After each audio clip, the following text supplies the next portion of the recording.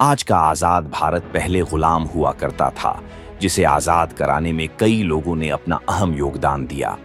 इनमें से भगत सिंह और चंद्रशेखर आजाद जैसे कई नामों को तो आप पहले से ही जानते हैं, किंतु क्या आप भारतीय स्वतंत्रता के लिए लड़ने वाले गुमनाम हीरो के बारे में जानते हैं? दोस्तों, आपको बताते चलें कि इतिहास में मशहूर क्रांतिकारियों के अलावा भी कई आजादी के दीवाने रहे, जिन्होंने बिना किसी पहचान के एक गुमनाम अंधेरे में क्रांति की दास्तां लिखी। पर इसे दुर्भाग्य ही कहा जाएगा कि उन्हें इतिहास पर वह जगह नहीं मिल पाई जिसके वह हकदार थे। करतार सिंह सराभा भी ऐसे एक महान क्रांतिकारी थे। तो आइए जानते हैं क्रांतिकारी सराभा और उनकी आजादी की लड़ाई के बारे में। 1857 की क्रांति को समाप्त हुए 39 साल हो चुके थे, लेकिन उसकी ज्वाला अभी तक लोगों के भीतर जल रही थी। देश अंग्रेजों के अत्याचारों के तले दबा हुआ था और उनकी आजादी के लिए अलग अलग तरीकों से लड़ाई लड़ी जा रही थी। पंजाब भी इससे अछूता नहीं था। ऐसे समय में 24 मई 1896 को पंजाब के लुधियाना जिले के सराय गांव में एक क्रांतिकारी का जन्म हुआ। नाम था करतार सिंह सराभा। पिता मंगल सिंह और माता साहिब कौर करतार को पाकर फूले नहीं समा रहे थे। धीरे धीरे करतार सिंह बड़े हो रहे थे। सब कुछ ठीक ही चल रहा था कि 8 साल बाद ही इनके पिता मंगल सिंह की मौत हो गई। पिता की मौत के बाद घर में हालात दयनीय हो गए और दादा बदन सिंह ने इनको संभाला। अपनी प्रारंभिक शिक्षा गांव के एक स्कूल से प्राप्त करने के बाद आगे की पढ़ाई के लिए करतार ने मालवा खालसा हाई स्कूल लुधियाना में एडमिशन ले लिया।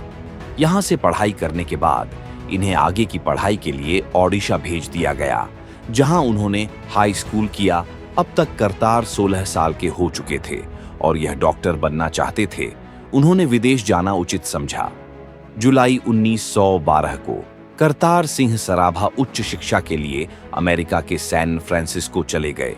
यहां उन्होंने बर्कले में कैलिफोर्निया विश्वविद्यालय में दाखिला ले लिया और केमिस्ट्री में डिग्री के लिए नामांकन करा लिया। इन्हीं दिनों उन्होंने बर्कले में भारतीय छात्रों के एक नालंदा क्लब को ज्वाइन कर लिया। यहीं से इनके अंदर देशभक्ति की भावनाओं को जागृत करने का मौका मिला। 23 अप्रैल 1913 को एस्टोरिया ओरेगन में कुछ प्रवासी भारतीय क्रांतिकारियों द्वारा भारत को आजाद कराने के प्रमुख उद्देश्य के साथ Hindustan Association of Pacific Coast का गठन किया गया। इस संगठन के मुखिया थे सोहन सिंह भाखना। इस संगठन की अहम जिम्मेदारियां लाला हरदयाल और लाला ठाकुर लाल दूरी जैसे लोगों को दी गई। एक बार लाला हरदयाल सैन फ्रांसिस्को में किसी सभा को संबोधित कर रहे थे। उस सभा में करतार सिंह सराभा भी मौजूद थे, जो उनके क्रांतिकारी विचारों से काफी प्रभावित हुए और बाद में करतार ने लाला हरदयाल से मुलाकात की। यहीं से करतार संगठन में शामिल हो गए। संगठन द्वारा अंग्रेजों के खिलाफ क्रांतिकारी विचारों को फैलाने के लिए एक पत्रिका छापी जाती थी, जिसका नाम गदर रखा गया। 1 नवंबर 1913 गदर का पहला प्रकाशन उर्दू भाषा में किया गया। इसके बाद पत्रिका का और विस्तार किया गया और उसको गुरुमुखी, गुजराती, बंगाली, नेपाली और पश्तो भाषा में छापा गया।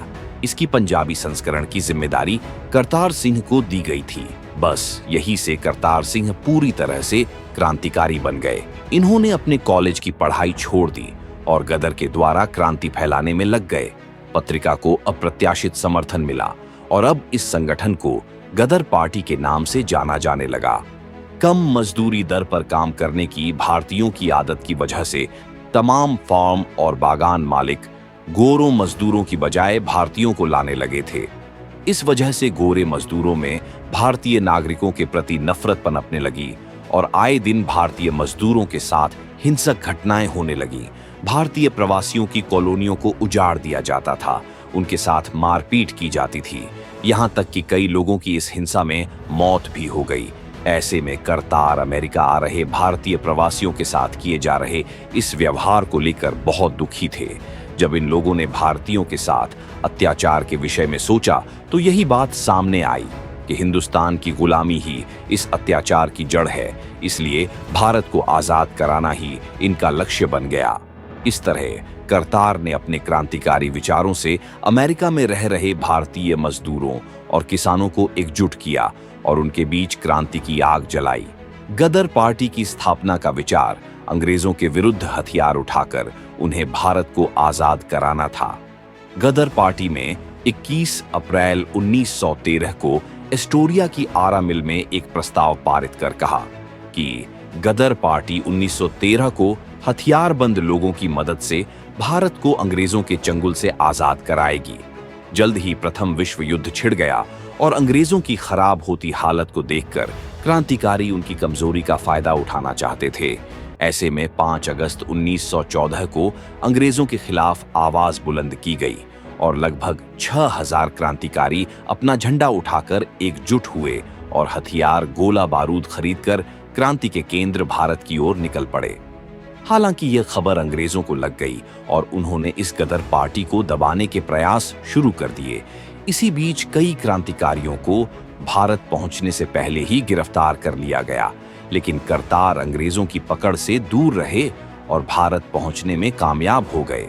अब यह कोलकाता पहुंचकर अपनी योजना को विस्तार देने लगे।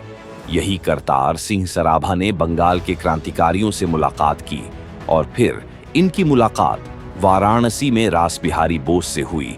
उन्होंने 20,000 गदर क्रांतिकारियों के आने की सूचना दी और क्रांति की योजना बनाने लगे। और फिर से यह खबर अंग्रेजों को लग गई और उन्होंने क्रांतिकारियों को पकड़ने का अभियान छेड़ दिया। करतार सिंह सराभा अभी भी अंग्रेजों की पहुंच से दूर थे, जिन्होंने अंग्रेजों की सेना में काम कर रहे भारतीयों को एकजुट करना शुरू कर दिया। करतार एक पूरी हथियारबंद भारतीय सेना अंग्रेजों से मुकाबला के लिए खड़ी करना चाहते थे।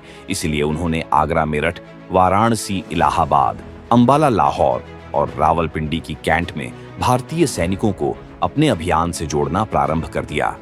मियां मीर और फिरोजपुर छावनी पर हमले की योजना तैयार की गई। 21 फरवरी 1915 को क्रांति का दिन चुना गया। वहीं अंबाला में सैन्य विद्रोह होना था। हालांकि दुर्भाग्य से 15 फरवरी को इस योजना का भांडाफोड़ हो गया और अंग्रेज सरकार ने सभी क्रांतिकारियों के नाम गिरफ्तारी के आदेश जारी कर दिए। इसके बाद रास बिहारी बोस जापान निकल गए और बाकी साथी भी भूमिगत हो गए, लेकिन करतार सिंह हार मानने वालों में से नहीं थे। इससे पहले कि करतार को योजना बना पाते, उन्हें गिरफ्तार कर लिया गया। लाहौर की एक अदालत में करतार सिंह पर विद्रोह के लिए उकसाने और देशद्रोह का मुकदमा चलाया गया और आखिर में 16 नवंबर 1915 को 19 साल की छोटी सी उम्र में उन्हें फांसी पर लटका दिया गया है। इसके साथ भारत की आजादी के लिए एक युवा हमेशा के लिए दुनिया से चला गया। करतार सिंह वो भारतीय क्रांतिकारी है जिन्हें आज भी बहुत कम लोग जानते हैं।